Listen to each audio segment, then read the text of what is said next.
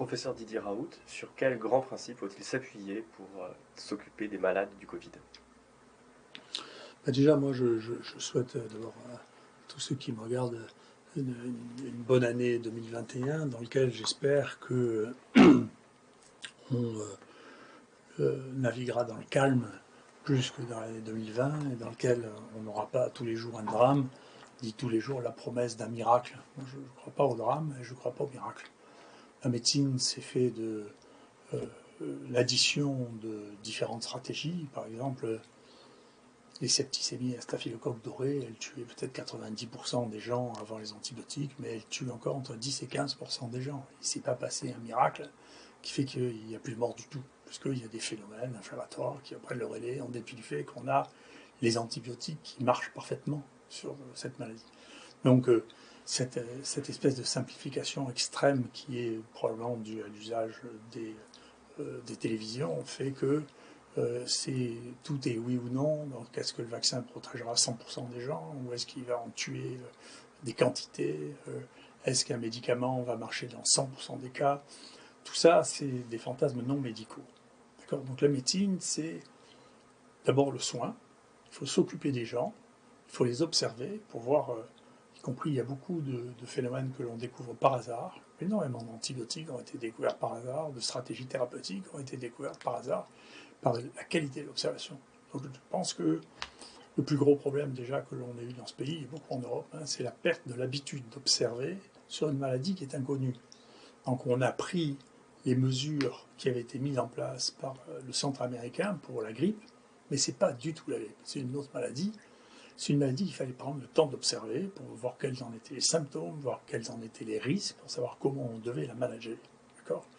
Et surtout pas dire, ce qui est unique, ne voyez pas de médecin, restez à la maison et prenez de Doliprane. Ça, je continue à dire, c'est une faute grave qui explique pourquoi il y a des différences considérables d'une zone à l'autre et d'un pays à l'autre dans la prise en charge précoce des gens qui étaient infectés. Ça, c'est un véritable point. Le deuxième point, c'est que quand les mesures de prévention autour des gens qui sont infectés, comme d'habitude, les mesures générales ont beaucoup moins de chances de marcher que les mesures particulières. Ce qui est vrai pour la médecine, c'est-à-dire les médecins doivent s'occuper en leur âme et conscience, en s'informant des nouveautés, de gérer leurs patients. Et la prévention, c'est d'abord, et maintenant on le sait, c'est très clair, ça allait de soi, mais les gens qui sont malades contaminent leur famille. C'est pas en se baladant dans la rue qu'ils attrapent le Covid. C'est une bêtise, ça c'est pas vrai.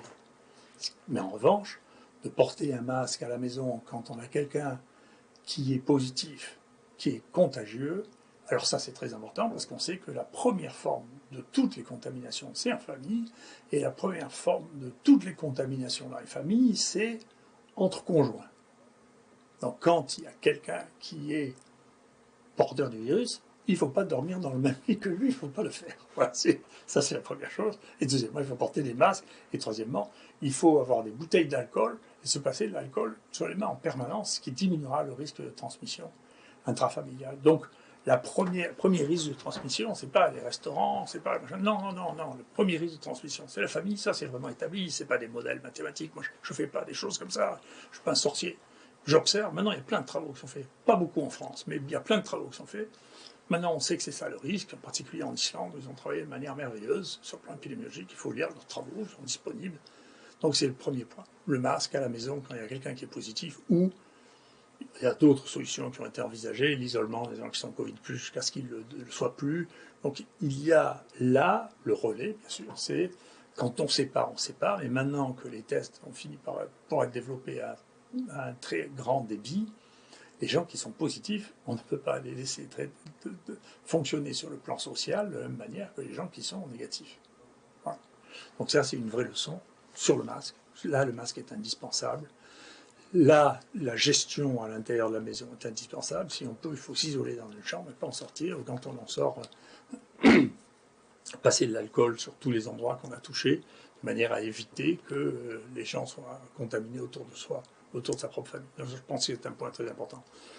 Deuxièmement, sur la recherche, sur la science. Donc, on a oublié que c'était les médecins qui devaient soigner les malades. Donc, c'est une leçon quand même.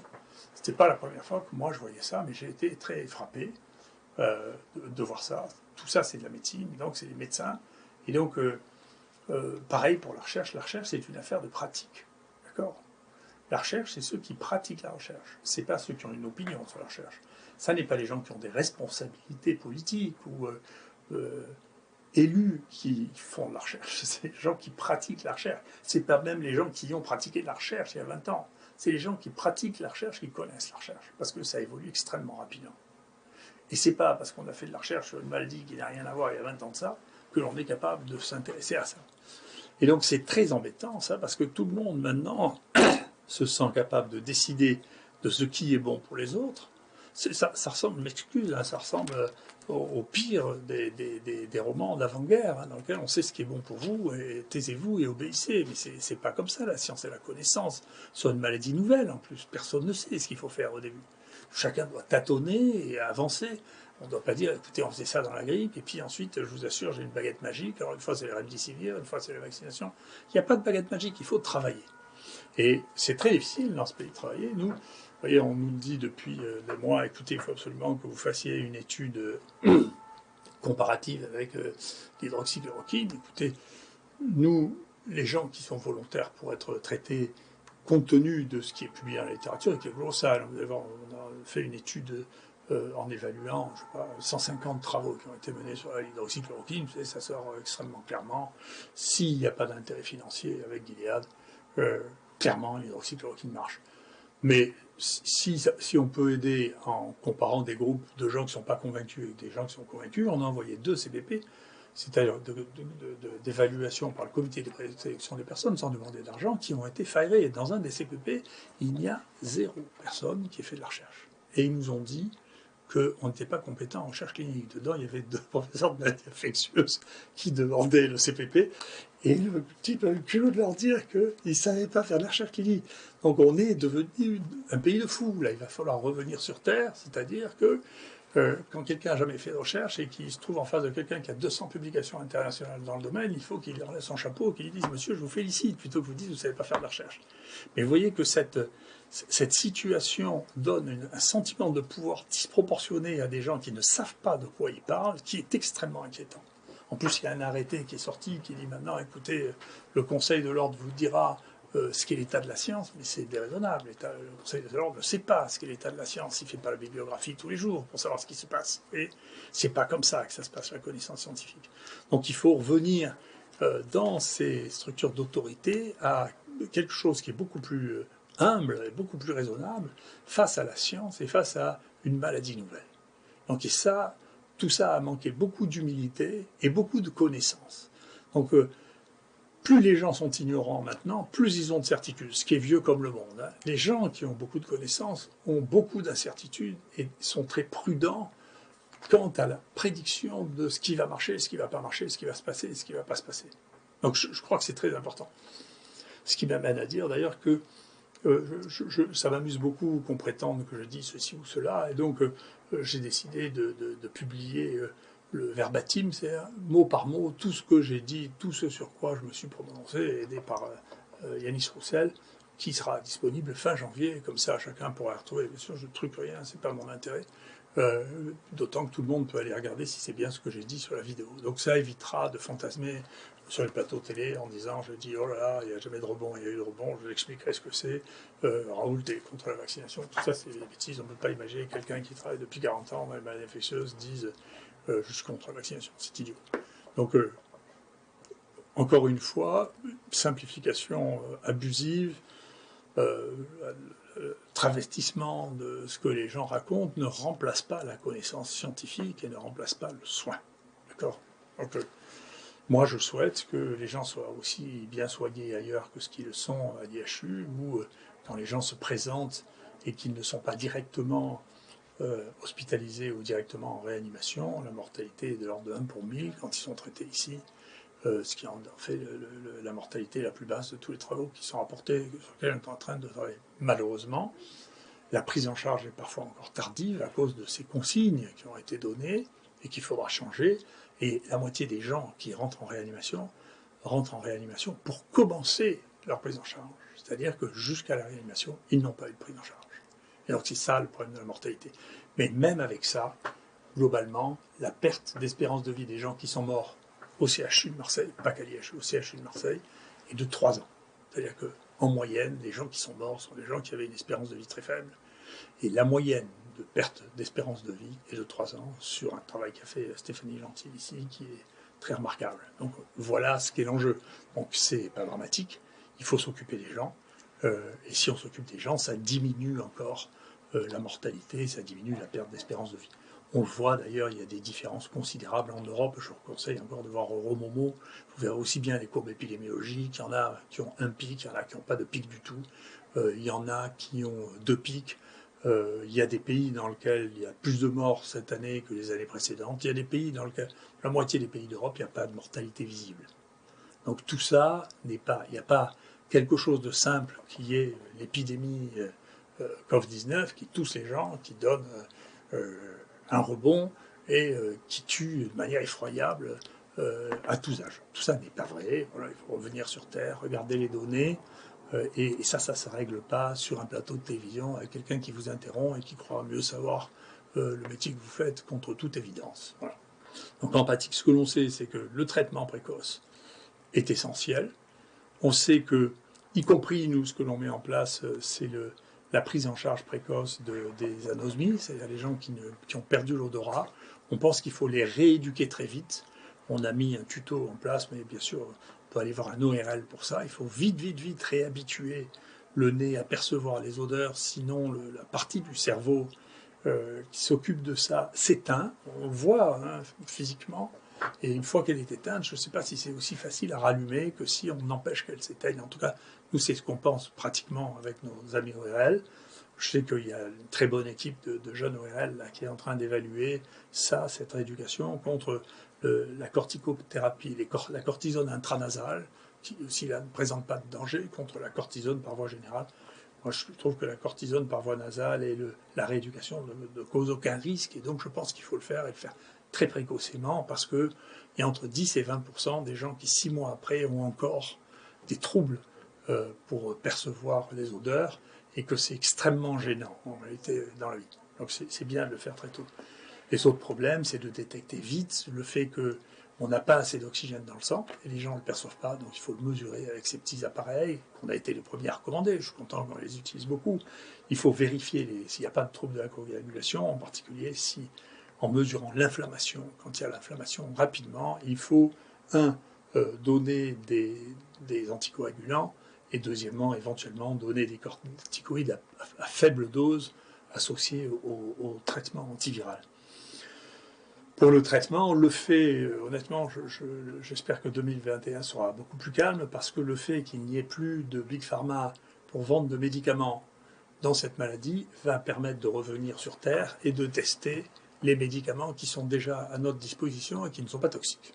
Alors, ce qui est bien sûr le cas de l'hydroxychloroquine et l'azithromycine, on a fait notre opinion et beaucoup de gens le testent, mais il y a une vraie question, c'est est-ce que l'aspirine serait plus utile que le Doliprane, par exemple, puisque à la fois c'est un effet anticoagulant, ce qui peut être utile spécifiquement dans cette maladie, pas dans la grippe. Dans la grippe, chez les enfants, il ne faut pas donner l'aspirine. Mais dans cette maladie, l'ivermectine, qui est un antiparasitaire sur lequel il apparaît des études qui sont positives, qu'il faut évaluer. La cyclosporine, qui est un médicament qui était un peu maudit, puisqu'il avait été proposé précocement dans le traitement de l'infection HIV.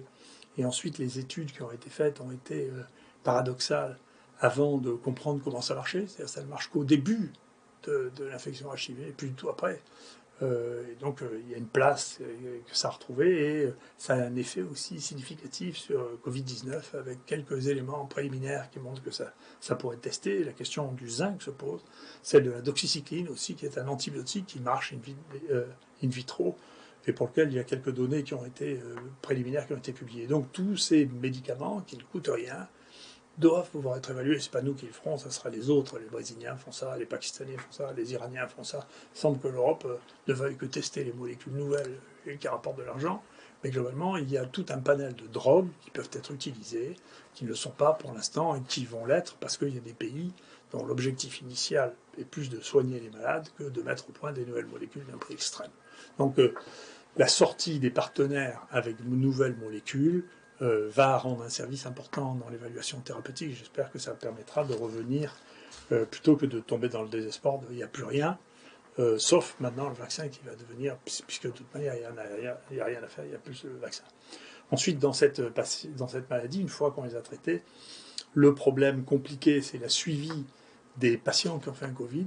Il y a un certain nombre d'anomalies qu'on note, de 3 natures. Les gens qui sont passés en réanimation peuvent avoir des problèmes pulmonaires avec des cicatrices pulmonaires importantes qui peuvent entraîner des restrictions respiratoires. Heureusement, pour ce qu'on a vu pour l'instant, il y en a moins que ce que l'on craignait, mais il y en a. Deuxièmement, ce qui apparaît le plus fréquent, c'est les troubles, la persistance de l'anosmie et les troubles neuropsychiatriques, avec des difficultés à la concentration, des pertes de mémoire, sur lesquelles on peut espérer que les neurologues vont investir brutalement parce que ça correspond à une partie importante de la population.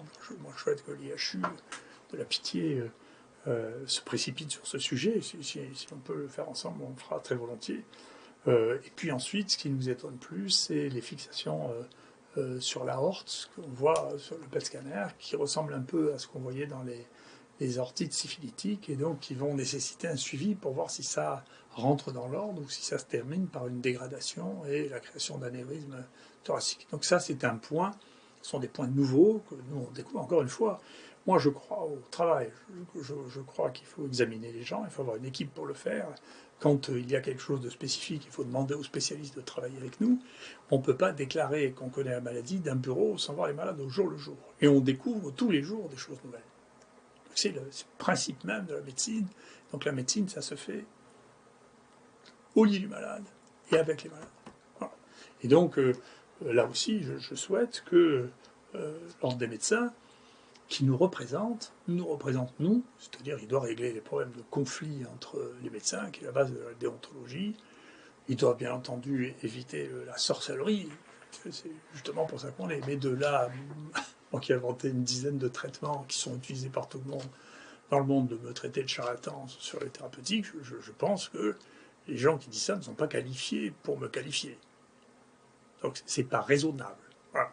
Des gens qui sont là, il n'y a aucun d'entre eux n'a inventé une stratégie thérapeutique. J'en ai inventé une dizaine qui sont dans toutes les encyclopédies médicales. Il faut arrêter. Il faut revenir, il faut dire, écoutez, on est dans un temps dans lequel la connaissance est évolutive et donc les gens prennent la responsabilité en fonction de la connaissance qu'ils ont. Il faut arrêter de mettre des oukases de cette nature-là. C'est pas un temps. Et ces dérives les Grecs appelaient ça l'hybris, c'est la déraison liée au pouvoir qui laisse penser que parce qu'on a le pouvoir, on a y compris le pouvoir de décider ce qui est bon pour la science, le pouvoir de décider ce qui est bon pour les malades, mais c'est pas ça. Il faut pas devenir fou. Hein. Chacun fait son métier, les scientifiques font leur métier, les professeurs de médecine font leur métier, les médecins font leur métier, et que chacun fasse donc son métier. Et on avancera dans un système qui sera raisonnable. Sur le plan de l'épidémie, quelles sont les dernières données dont vous disposez ? Alors, il y a les dernières données et l'avenir. Alors, bien sûr, je me prononcerai un peu plus maintenant que sur l'avenir. Donc, je voudrais éclaircir, si je peux. C'est compliqué parce que les gens ont l'habitude de ne pas croire, sauf si c'est l'institution en charge, les données qui émergent de leur propre pays.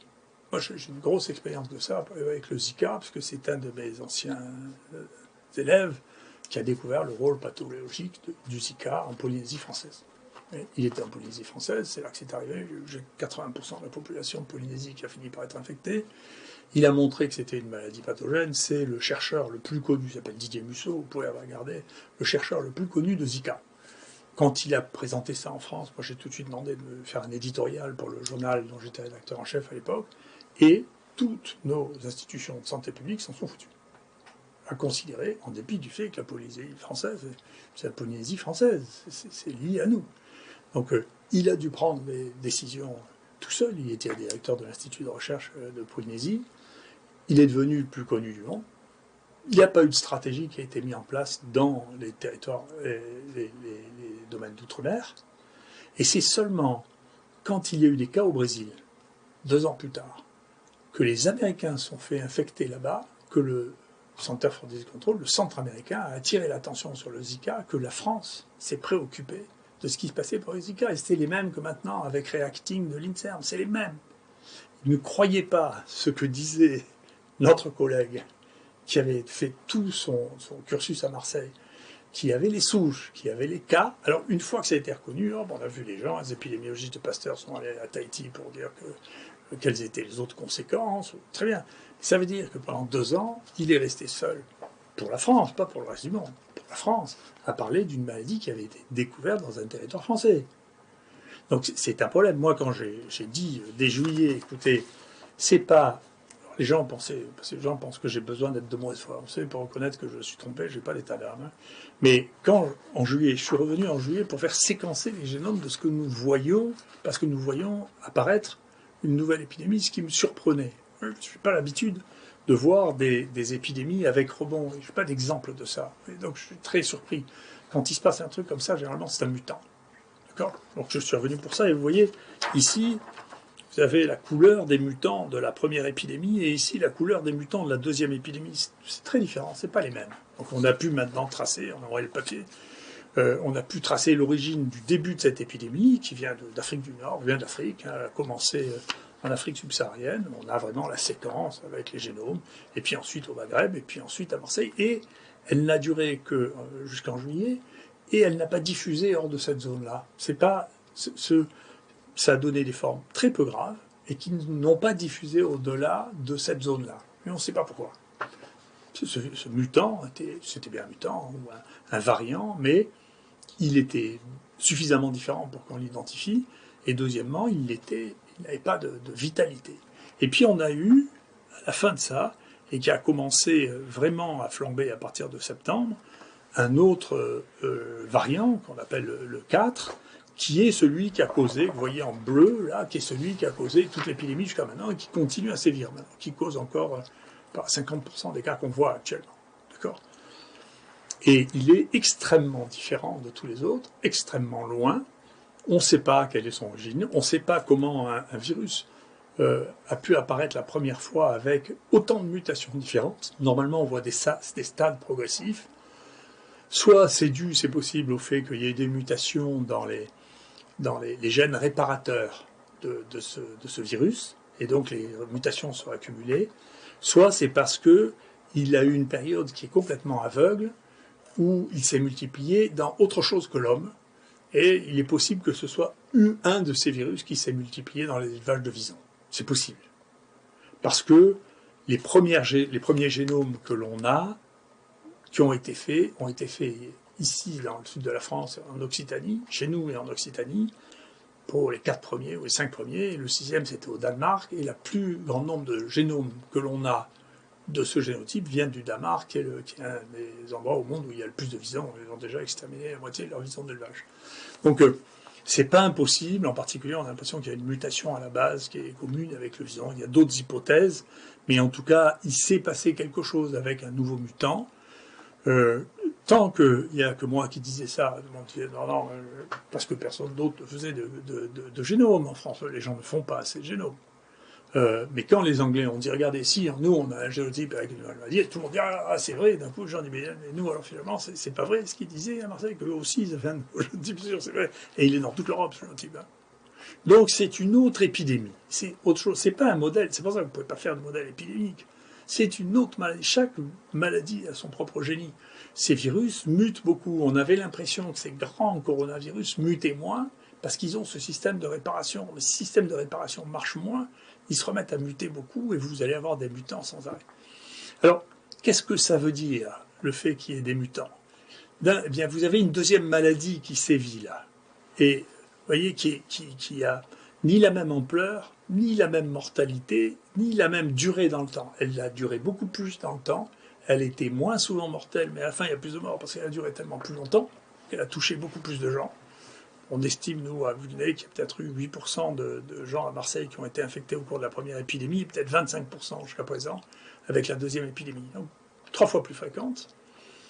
Mais surtout, le point qui est intéressant, important, c'est que c'est tellement 2 épidémies différentes que nous avons maintenant 33 personnes qui ont fait une maladie dans la première épidémie et qui viennent d'en faire une avec le 4. Là.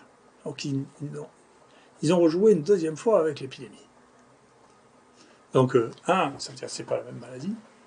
2, l'autre a disparu, hein, celle qu'on avait eue.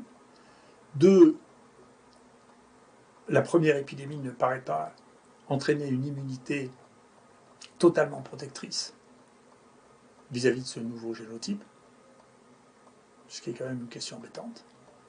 Ça veut dire que si la maladie naturelle ne donne pas une protection suffisante contre les variants, ce qui avait été suggéré pour les autres coronavirus endémiques, c'est embêtant. C'est-à-dire qu'il va falloir repenser que le vaccin, je vais en reparler, va nous aider, mais ça ne va pas régler tous les problèmes. Il va falloir soigner les malades, il va falloir les détecter, soigner les malades et avoir des politiques de prévention qui soient intelligentes et pas émotives. Donc il va revenir à la besogne. Vous n'avez qu'à relire La Peste de Camus. Ça fera le plus grand bien. C'est un livre magnifique et vous verrez, il soigne les gens. Enfin, ils ne savaient pas comment les soigner, mais on les soigne. On incise les abcès, on les soigne, on les prend en charge. Et puis l'épidémie s'arrête à un moment. Il n'y avait pas de... Parce que les épidémies sont comme ça, elles montent, elles descendent, et les raisons sont mal connues. Mais en attendant, les patients, on les soigne individuellement. Donc ça, c'est le problème.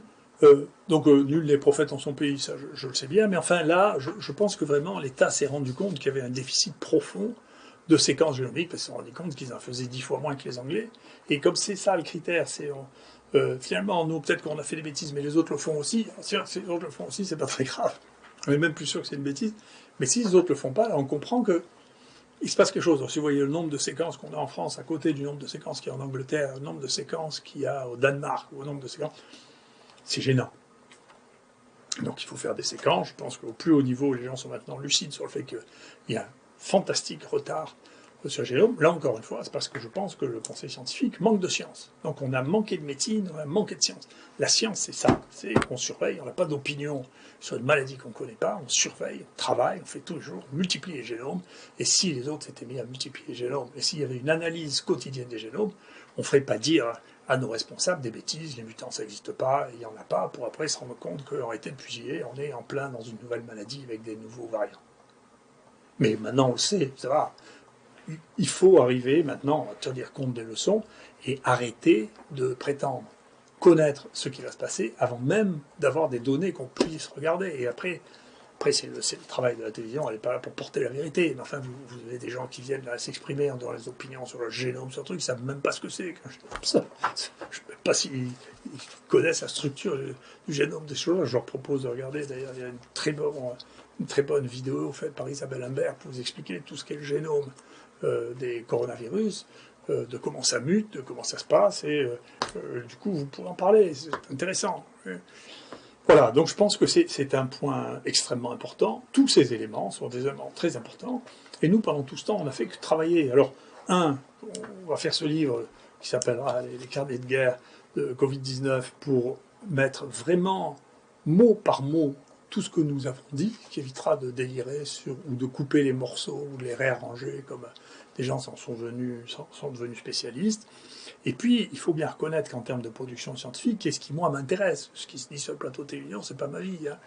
Moi, ce qui m'intéresse, c'est la production scientifique.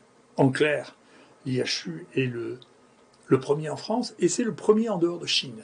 D'accord? Il y a eu un travail récemment qui a été vu, quelles sont les 500 publications les plus citées sur le Covid-19. Il y a 13 Chinois avant nous, et puis nous, 3 d'entre nous, et 2 Allemands, bien sûr, dont Sten, une star qui n'a pas arrêté de travailler. Il fait les génomes, il a mis au point les premiers, les PCR, c'est un grand scientifique. Hein. Et donc on est seconde chinois, c'est pas mal. Les équipes françaises et allemandes sont avant les Anglais, avant les Américains, ce qui était impensable il y a encore 2 ans. On verra si ça durera, mais notre production scientifique aussi, bien sûr. En France, c'est de très très loin la plus importante. Les deuxièmes, c'est les ORL qui font très très bien. Les troisièmes, c'est les réanimateurs qui font très très bien. Voilà. Donc c'est les gens qui ont eu à travailler, à faire du diagnostic, à analyser les séquences et à voir des malades. D'accord ? Donc les ORL, ils ont vu des malades, ils sont occupés, ils ont fait de la médecine. Les réanimateurs sont bien obligés de faire de la médecine, ils sont bien obligés de tâtonner pour soigner les gens. D'accord ? Mais si vous ne soignez pas, ou si vous commencez seulement à soigner les gens dans les réanimations, vous n'apprenez pas. D'accord ? Et vous ne pouvez pas découvrir de choses nouvelles, vous ne pouvez pas trouver de choses nouvelles. Voilà ce qui se passe. Donc au bout d'un moment, tout ça est intéressant, tout le monde a le droit d'avoir une opinion sur tout, mais il faut se méfier pour ne pas expliquer que ceux qui sont les plus productifs dans le domaine en question, je parle bien du coronavirus, du Covid-19, hein, ceux qui sont les plus productifs de très très loin, il ne faut pas dire que c'est eux qui ne servent pas quand même, parce qu'au bout d'un moment, on ne comprend plus le monde. Concernant le vaccin, quel est votre regard sur la situation? Écoutez, les vaccins, moi là aussi j'ai écrit un livre sur les vaccins il y a un peu plus longtemps, qui a été mal compris, je regrette, parce qu'on vit dans un monde, en particulier c'est une des raisons pour lesquelles je ne veux plus aller sur les plateaux de télévision, dans un monde qui est trop binaire pour moi, c'est trop, est-ce que c'est toujours bon ou est-ce que c'est toujours mauvais? Bon, comme il n'y a jamais rien qui est comme ça, tout est une question en médecine de rapport bénéfice-risque. Si on veut discuter intelligemment avec moi, je suis d'accord. Si c'est pour avoir des discussions avec des imbéciles qui me disent alors vous êtes pour, vous êtes contre, je ne le fais plus. Voilà. Donc ça m'est arrivé une fois, je suis sorti sidéré là aussi, les gens qui me donnaient des leçons de science sur les maladies infectieuses, je suis resté un peu scotché, hein, et avec une arrogance qui m'a laissé pantois. J'en ai vu des oiseaux, enfin ça c'est assez extraordinaire. Donc en pratique, les vaccins font partie de notre arsenal. Certains des vaccins marchent presque toujours très très bien dans notre histoire. Ce sont les vaccins contre les toxines, tétanos, diphtérie. Ce sont les vaccins contre les maladies très immunisantes. C'est-à-dire les maladies de l'enfance qu'on ne faisait qu'une fois. Pour celles-là, on a des vaccins qui marchent très bien, qui ont toujours très bien marché. D'accord? Parce que c'est facile. L'infection naturelle donne une immunité totale et définitive. Oui. Moi, malheureusement, je suis âgé, donc j'ai fait une rougeole naturelle avant le vaccin. C'est pas la peine de me revacciner. Vous, qui avez reçu le vaccin contre la rougeole, c'est pas sûr qu'il ne faille pas vous revacciner à un moment parce que l'immunité par le vaccin n'est pas aussi bonne que l'immunité naturelle. Mais elle est bonne parce qu'elle limite quelque chose qui existe déjà. Dans les maladies dans lesquelles il n'y a pas peu d'immunité, où l'immunité est mauvaise, et qui donnent des maladies récurrentes chez la même personne, les vaccins sont soit impossibles, soit relativement peu efficaces. Alors, ça fait partie de l'arsenal de prévention. Le vaccin contre la grippe, s'il a été éradicateur depuis le temps, on le saurait. Mais il aide, il diminue le nombre de grippes, peut-être que dans un certain nombre de cas, on a des grippes moins graves, mais on sait bien que ce n'est pas un vaccin parfait, parce que c'est pareil, les virus de la grippe mutent, changent, que le vaccin marche de moins en moins bien au fur et à mesure qu'on vieillit, c'est-à-dire que notre immunité diminue, et donc tous les 10 ans, le pourcentage de gens protégés par une vaccination contre la grippe diminue. Parce que notre immunité ne réagit pas de la même manière chez nous et chez les enfants de 5 ou 6 ans qui ont une immunité d'enfer et qui ont des réponses immunitaires extraordinaires. Donc tout ça est compliqué. Après, donc la question qui se pose pour le vaccin, ici comme d'habitude, et je vous le dis tout de suite, bien sûr, dès que une stratégie vaccinale sera mise en place, nous participerons ici à l'IHU à faire des vaccins, bien sûr. Il suffit de nous demander, on fait des vaccins pour toute une quantité de maladies, on fera pour ça là aussi. Après, la question c'est quel est le bénéfice et quel est le risque. Le bénéfice, pour l'instant, les conditions dans lesquelles il a été testé, ça correspond aux souches qui ont été testées. Est-ce que, alors que l'infection naturelle ne protège pas contre les mutants circulants, la vaccination pratiquée avec les virus qui circulaient à ce moment-là va protéger contre les virus qui circulent maintenant? C'est une question à laquelle je ne sais pas répondre. Donc, peut-être que ça diminuera la gravité, mais je ne sais pas répondre parce que cette question-là n'a pas été testée. La deuxième, donc, ça c'est une chose, mais si ça peut diminuer la circulation d'un certain nombre de variants, tant mieux. On fera le point au bout d'un moment. Pour l'instant, ce point-là, on ne peut pas le faire. Il faudra du temps pour le faire. Donc la deuxième question, c'est est-ce qu'il y a un risque? Les risques qui ont été évalués, personnellement, je pense que la plupart d'entre eux ne présentent pas de risque à court terme. À moyen et à long terme, personne ne peut le savoir sur des formes nouvelles. Donc autant les vaccins inactivés qu'on connaît ou ceux qui sont liés aux adénovirus qui ne sont pas réplicants, ceux-là, on a évalué les effets secondaires qui sont ni plus ni moins ceux des autres vaccins. Et il ne s'est pas passé de choses trop extraordinaires, donc je ne vois pas trop le risque qu'il comporterait. Les vaccins avec mRNA, je suis plus prudent parce que c'est quelque chose qui est entièrement nouveau, et donc quelque chose qui est entièrement nouveau, les effets à moyen et long terme, on est incapable de les prédire, on ne sait pas le faire. Donc à choisir, je reconnais que je suis plus ouvert aux vaccins qui ne sont pas les vaccins à ARN messager qu'aux vaccins à ARN messager, c'est mon point de vue. Après, le vaccin, ça ne veut rien dire, il y a 200 vaccins qui sont en cours d'évaluation actuellement. Donc dedans, il y en a qui seront meilleurs que d'autres, il y en a qui seront plus agressifs que d'autres. Mais pour l'instant, je ne trouve pas qu'il y ait un risque particulier ou un risque à redouter dans les médias à faire des vaccins. Donc il n'y a pas de raison de faire la guerre à des vaccins tels qu'ils existent maintenant. Il y en a d'autres qui vont arriver rapidement. Est-ce que ça est la baguette magique qui va arrêter l'épidémie? Je ne le crois pas non plus. Donc je ne sais pas quantifier le bénéfice. Je n'ai pas l'impression qu'il y ait un risque majeur avec ces vaccins. Je ne crois pas. Après, encore une fois, on ne prédit rien du tout, en particulier sur les choses inconnues. Alors, moi, je suis d'une prudence extrême. Je ne sais pas du tout. Donc voilà. Donc la position de la France dans cette situation, vous voyez, j'essaie d'être objectif, même quand aucun de nous n'est parfaitement objectif. Elle n'est pas si mauvaise que la France y aille, mais pas en se ruant dessus avec la première génération de vaccins. Ça paraît dans l'état de la connaissance assez raisonnable. On va bien voir, les Israéliens en font par millions, les Américains en font par millions, les Allemands en font par centaines de milliers. Et donc je finirai avec ça. Vous savez, ici c'est le pays de Pagnol. Et quand Marius part sur le bateau, et son père lui écrit, et Marius est dans un bateau dans lequel on mesure la profondeur des mers. Et César dit à son fils Marius, fais attention à toi, laisse un peu mesurer les autres. Et donc je pense que c'est bien de faire comme ça, voyons avec les choses nouvelles déjà ce qui se passe ailleurs, avec prudence, avançons tranquillement, et surtout préoccupons-nous de ce que nous savons faire, soigner les malades, les détecter, et faire les règles d'hygiène de base, se passer 20, 30, 100 fois. Moi, je dois me passer 100 fois les mains à l'alcool par jour et je n'ai pas attrapé pour l'instant le Covid-19 alors que je suis au cœur du séisme. Ça va bien. Donc, le masque, quand on parle avec quelqu'un qui est infecté, bien sûr, ça va de soi. Le passage des mains à l'alcool en permanence. Et si quelqu'un chez vous a un Covid+, il faut que vous le traitiez comme nous, on le traite dans nos chambres en isolement. Qu'il essaie de pas trop sortir, et s'il doit sortir, il faut qu'il mette un masque, et il faut que vous parliez un masque quand le truc, et il ne faut pas dormir dans le même lit que quelqu'un qui est positif, parce que ça marche vraiment, la transmission, on ne peut pas l'arrêter. Merci beaucoup.